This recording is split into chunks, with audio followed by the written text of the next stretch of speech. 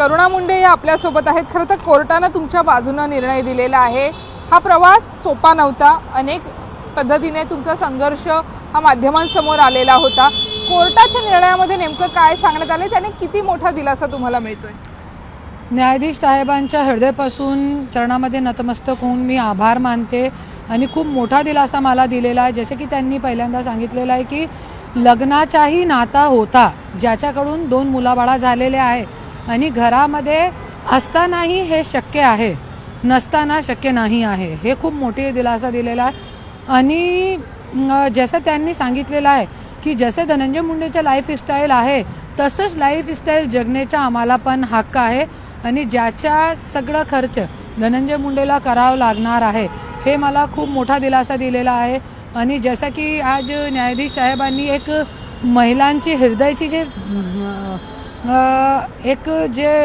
मतलब व्यथा दुःख असते ते बघून त्यांनी हे सगळं लिहून दिलेलं आहे। मला असं वाटते क्योंकि आज 27 वर्ष ज्या वेळे संघर्षाचा काल होता त्यावेळे बायकोसोबत आणि ज्या वेळे मंत्री झाले आपला चांगला काल आला त्यावेळे नाचणारी गाणारी महिलांच्या सोबत, हे कुठलं न्याय आहे?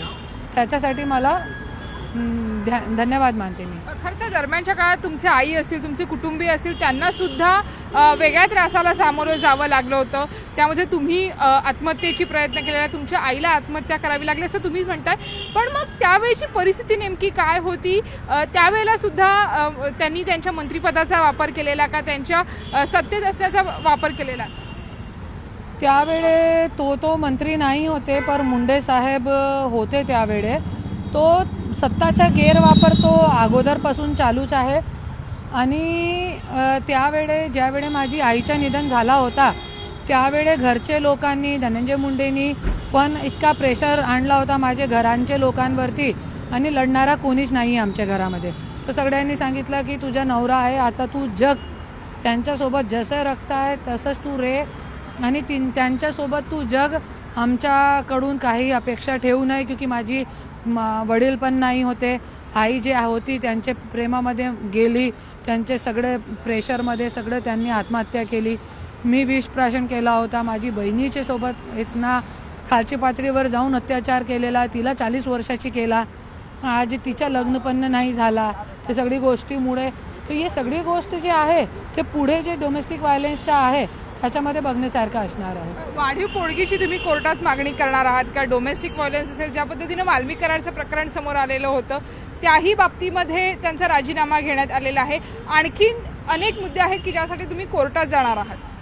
हां, 100%। जसे की जे पोटगी मिळाली आहे ते वाढवण्यासाठी मी 100% खालच्या कोर्टामध्ये पिटिशन टाकणार आहे। जरी नाही झाला तो वरती कोर्टमध्ये पण जाणार आहे।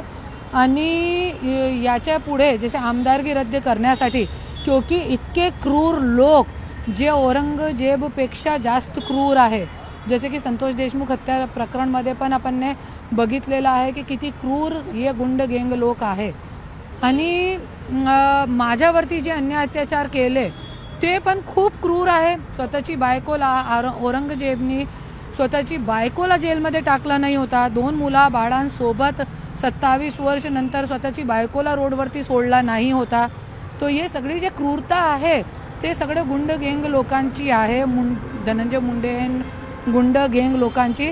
त्या लोकांना धडा शिकवणं गरजेचं आहे। आणि धनंजय मुंडे सारखे लोक आमदारकी तो सोडा, समाजमध्ये राहण्यासाठी नाही आहे, हे लोकांची हकालपट्टी करायला पाहिजे। खरं तर कोर्टाने तुम्हाला दिलासा दिलेला आहे, परंतु आता या पुढचा संघर्ष नेमका कसा असणार आहे? ज्या वेळेला तुमच्यावरती अन्याय झाला त्याच वेळेला तुम्ही दुसरेही आरोप करतायत की इतर अनेक महिलांसोबत त्यांचे संबंध आहेत। खरं तर यामध्ये आत्ताच तुम्ही जे म्हणालात की नाचणाऱ्या गाणाऱ्या महिला त्यांच्यासोबत आहेत, त्यांच्यावरती ते पैसे उधळतात, परंतु आम्हाला पोटगी जी आहे त्याची रक्कम वाढीव मिळत नाही।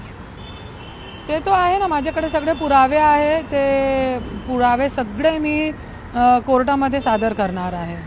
नक्कीच, तर कोर्टामध्ये आमची लढाई चालू राहणार आहे आणि वाढीव पोटगीची मागणी मी करणार आहे। औरंगजेबापेक्षाही क्रूर पद्धतीने धनंजय मुंडे वागले असल्याचं करुणा मुंडे यांनी म्हटलेलं आहे। व्हिडिओ उमेशसह सुस्मिता भदाणे पाटील, न्यूज 18 लोकमत, मुंबई।